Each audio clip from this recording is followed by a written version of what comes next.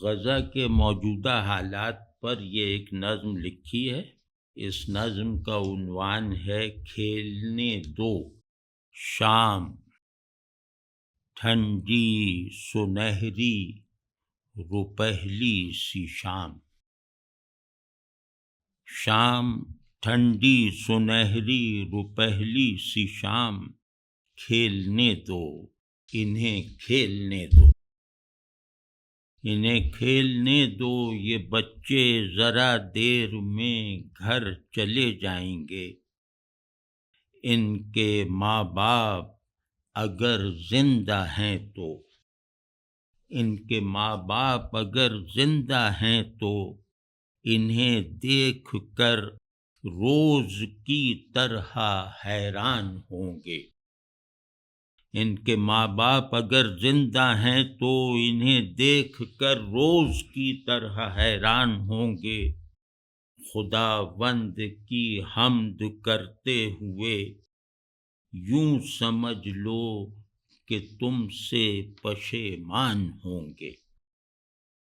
خداوند کی حمد کرتے ہوئے یوں سمجھ لو کہ تم سے پشیمان ہوں گے۔ آج بھی ان کے بچوں نے مرنے سے پہلو تہی کی، آج بھی ان کے بچوں نے مرنے سے پہلو تہی کی۔ کھیلنے کھل کھلانے کی منحوس عادت نے ان غافلوں کو، کھیلنے کھل کھلانے کی منحوس عادت نے ان غافلوں کو شہادت کے اونچے مراتب سے محروم رکھا ہوا ہے۔ ان غافلوں کو شہادت کے اونچے مراتب سے محروم رکھا ہوا ہے، جہاں تم نے خود اپنے بچوں کو پہنچا دیا ہے۔ شہادت کے اونچے مراتب جہاں تم نے خود اپنے بچوں کو پہنچا دیا ہے۔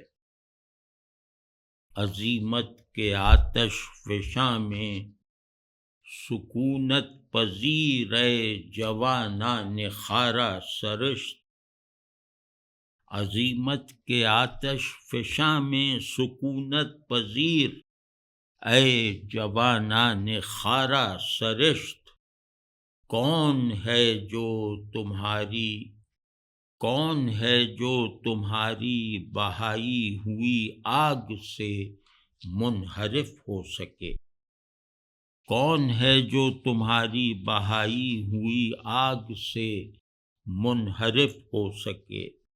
کون ہے جو تمہاری بچھائی ہوئی آگ پر نکتہ چینی کرے؟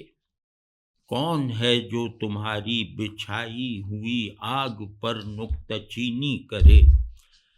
کون ہے جو تمہاری لگائی ہوئی آگ میں راکھ بننے سے انکار کا وہم بھی لا سکے؟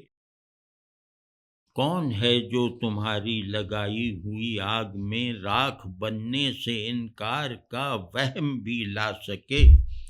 اے سپاہ جہاں سوز کوئی نہیں، اے سپاہ جہاں سوز کوئی نہیں، یہ تو بچے ہیں ان کو بھلا کیا خبر، یہ تو بچے ہیں ان کو بھلا کیا خبر، کھیلنے دو ابھی کھیلنے دو، کھیلنے دو ابھی کھیلنے دو، پھر یہ گھر جائیں گے، پھر یہ گھر جائیں گے اور بڑے ہونے سے پہلے مر جائیں گے، کھیلنے دو۔